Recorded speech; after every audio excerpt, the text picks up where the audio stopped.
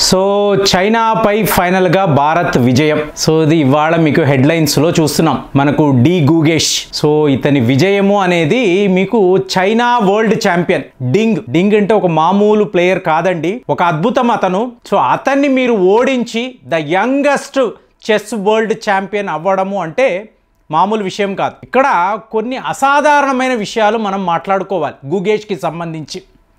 అంటే ముందు మోదీ గారు కంగ్రాచులేషన్స్ చెప్పారు. అలాగే తమిళనాడు యొక్క చీఫ్ మినిస్టర్ స్టాలిన్, ఈయన కూడా ఒక మెసేజ్ పెట్టారు.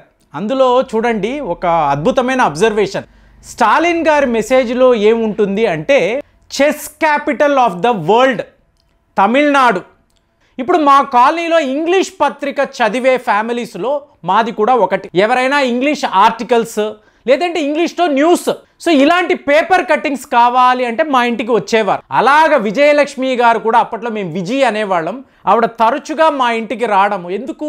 మీకు ఈ చెస్ ఛాంపియన్షిప్లో ఆవిడ పేరు ఉంటుంది. ఇప్పుడు మేము అందరము కూడా చెస్ ఆడతామండి, అద్భుతంగా ఆడతాం. కానీ విజయలక్ష్మి గారి వాళ్ళ నాన్నగారు ఆయన ఒక బస్ కండక్టర్. ఆయన మాత్రం ఏం చేసేవారు, మాతో వాళ్ళ అమ్మాయి చేత చెస్ ఆడించేవారు కాదు.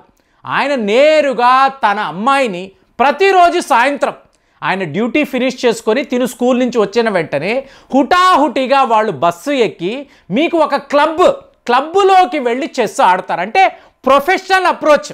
మేము రోడ్ల మీద కూర్చొని ఆడేవాళ్ళము, కానీ విజయలక్ష్మి మాత్రం క్లబ్లో చెస్ ఆడేవారు. అలాగా ఆవిడ అంచెలంచెలుగా ఒక గ్రాండ్ మాస్టర్ అవ్వడము, మీకు అలా ఇండియన్ ఎయిర్లైన్స్లో ఆవిడకి అద్భుతమైన ఒక ఉద్యోగము. సో ఆవిడ వస్తూ ఉంటే అందరూ కూడా చాలా గర్వంగా చూసేవారు. అంటే ఎందుకు ఇలా చెప్తున్నానంటే మీ పిల్లల్లో టాలెంట్ ఉందనుకోండి, మీరు ప్రాపర్గా ఛానలైజ్ చేయాలి. ఇప్పుడు మాలాగా రోడ్ల మీద ఆడుతూ ఉన్నారనుకోండి, ఏదో సరదాగా ఆడతాము, మా పనులేవో మేము చేసుకుంటూ వెళ్ళిపోతాం. కానీ అక్కడ ఏమైంది, విజయలక్ష్మికి అది ఒక కెరియర్. సో ఇప్పుడు గుగేష్ని మీరు గమనించారు అనుకోండి, 11 ఏళ్ళప్పుడు ఒక ఇంటర్వ్యూ, అందులో అతను ఏం మాట్లాడుతున్నాడు చూడండి. 11 ఏళ్ల అబ్బాయి ఏం మాట్లాడుతున్నాడు అంటే, అక్కడ మీకు మ్యాగ్నస్ కార్ల్సన్ మా విశ్వనాథన్ ఆనంద్ని ఓడించారండి, ఓడించి అతను వరల్డ్ ఛాంపియన్ అయ్యారు. సో నేను యంగెస్ట్ వరల్డ్ ఛాంపియన్ అవ్వాలి, ఇది నేను సాధిస్తాను, మన భారత్ యొక్క కీర్తి. అంటే విశ్వనాథన్ ఆనంద్ కంటిన్యూస్గా 2007 నుంచి 2012 వరకు కూడా ఆయన వరల్డ్ ఛాంపియన్గా ఉండేవారు, మీకు ఒక లెజెండ్. అలాంటిది ఆయన ఓడిపోవడం తట్టుకోలేక మళ్ళీ మేము భారత్కి ఆ పేరు ప్రతిష్టలను తీసుకువస్తాను, నేను మళ్ళీ వరల్డ్ ఛాంపియన్ అవుతానంటే డిటర్మినేషన్ గురించి మాట్లాడుతున్నానండి. 11 ఏళ్లలో విశ్వనాథన్ ఆనంద్ చెన్నైలోనే, మ్యాగ్నస్ కార్ల్సన్ చెన్నైలోనే విశ్వనాథన్ ఆనంద్ని ఓడించారు, గుర్తుపెట్టుకోండి.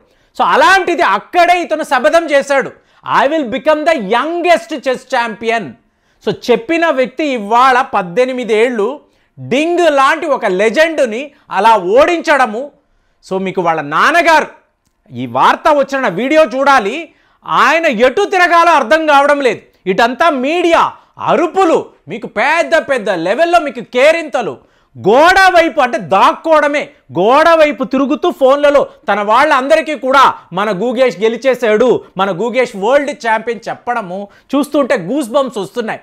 సో తరువాత ఈ పిల్లాడు చూడండి, ఇంకొక అద్భుతమైన విషయము, గెలిచిన తరువాత మీకు చూసారనుకోండి, ప్రశాంతంగా ఆ చెస్ కాయిన్స్ ఉంటాయి చూసారా, ఆ కాయిన్స్ అంతా సర్దుకోవడం.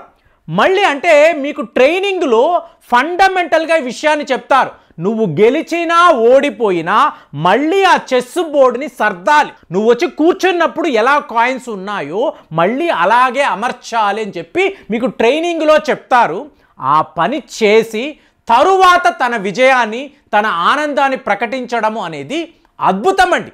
ఒక 11 ఏళ్ల పిల్లాడిలో ఉండే ఆ డిటర్మినేషన్ 18 ఏళ్లకు becoming the youngest chess world champion అనడము మీకు ఒక అసాధారణమైన ఫీట్. ఫైనల్గా మనం గెలవడము, వరల్డ్ ఛాంపియన్ అవ్వడము మీరు ఓవరాల్గా చూసారనుకోండి. భారత్లో నేను చెప్పిన విజయలక్ష్మి, ఆవిడ కూడా ఆ రోజుల్లో గ్రాండ్ మాస్టర్, మా ఇంటికి వచ్చి తన పేరు ఉండే ఆ పేపర్ కట్ చేసుకొని వెళ్ళేది. ఎందుకు?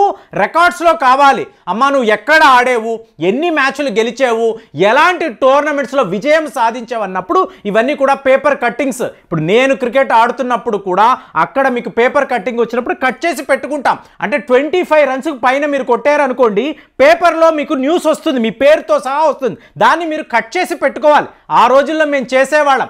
అలాగా విజయలక్ష్మి గారు కూడా చేసేవారు. కానీ ఇవాళ అలాంటి ఒక చెస్, అంటే chess capital of the world అన్నప్పుడు మీకు తమిళనాడును చూశారనుకోండి, మీకు మనం విక్రమాదిత్య కాలం గురించి మాట్లాడతాం. అప్పుడే ఇలాగ చెస్ ఆట అనేది ఉండేదండి. భారత్లోనే దీని ఆవిర్భావన జరిగిందని చెప్తారు. కానీ తమిళనాడును అడిగారు అనుకోండి, కొన్ని వేల సంవత్సరాల నుంచే ఇక్కడ చెస్ ఆట అనేది ఉంది, ఈ చదరంగము అనేది ఉంది. కాబట్టే మీకు చెన్నైని వీళ్ళు చెస్ క్యాపిటల్ అంటున్నారు. మీకు ఓవరాల్గా భారత్లో గ్రాండ్ మాస్టర్స్ అన్నారు అనుకోండి, 85 మంది ఉంటారు. అమెరికాలో 89 మంది. కానీ అదే రష్యాను చూడండి, భారత్ నుంచి వెళ్ళిన ఈ చదరంగము రష్యాలో ఎంత పాపులర్ గేమ్ అంటే ఇవాళ 364 మంది గ్రాండ్ మాస్టర్స్ ఒక్క రష్యా నుంచి ఉంటారండి. అదే యుక్రెయిన్ అన్నారు అనుకోండి, అంటే యుఎస్ఎస్ఆర్లో భాగం 108 మంది గ్రాండ్ మాస్టర్స్ కలపండి. ఒకే దేశం నుంచి విడిపోయిన వాళ్ళు కదా. అలాంటప్పుడు రష్యాలో చెస్కు ఉన్న పాపులారిటీ చూడండి. ఇవాళ గూగేష్కి ఏకంగా 11,45,00,000 ప్రైజ్ మనీ. 18 ఏళ్ల పిల్లాడు వరల్డ్ ఛాంపియన్ అయ్యాడు.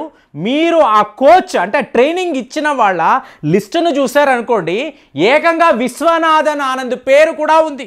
ఈయన కూడా గూగేష్కి కోచింగ్ ఇచ్చారు, ట్రైనింగ్ ఇచ్చారు, టాక్టిక్స్ నేర్పించారు, స్ట్రాటజీ చెప్పారు. సో ఇంతమంది గొప్ప వాళ్ళు లెజెండ్స్ ఉండే టీమ్, ఆ టీం ట్రైనింగ్ ఇచ్చి గూగేష్ని ఇవాళ వరల్డ్ ఛాంపియన్గా చేశారు. 18 ఏళ్ల యువకుడు, ఒక టీనేజర్ ఇవాళ వరల్డ్ ఛాంపియన్ అంటే చరిత్ర సృష్టించాడు. 11.45 crores ఇతనికి ప్రైజ్ మనీ. అలాంటిది మీరు ఆలోచించి, మీ పిల్లలు ఉంటారు, వాళ్ళు కూడా చెస్ లాంటి ఆటల్లో అంటే చదరంగంలో ఇంట్రెస్ట్ ఉంటుంది, ప్రొఫెషనల్గా వాళ్ళని ట్రైన్ చేయండి. దీన్ని ఒక కెరియర్గా మీరు మలచేరు అనుకోండి, అంటే ముందు మీ పిల్లల మీద మీకు కాన్ఫిడెన్స్ ఉండాలి. గూగేష్ వాళ్ళ నాన్నగారు ఒక డాక్టర్. సో చిన్నప్పటి నుంచే తనకున్న ఇంట్రెస్ట్, 7 ఏళ్ల నుంచే మీకు చెస్ ఆడుతున్నాడు. అలాగే మీకు ప్రజ్ఞానంద, తాను కూడా 6 ఏళ్ల నుంచే. అంటే ఒక్క తమిళనాడు నుంచి చూశారనుకోండి, 31 ప్లేయర్స్ గ్రాండ్ మాస్టర్స్.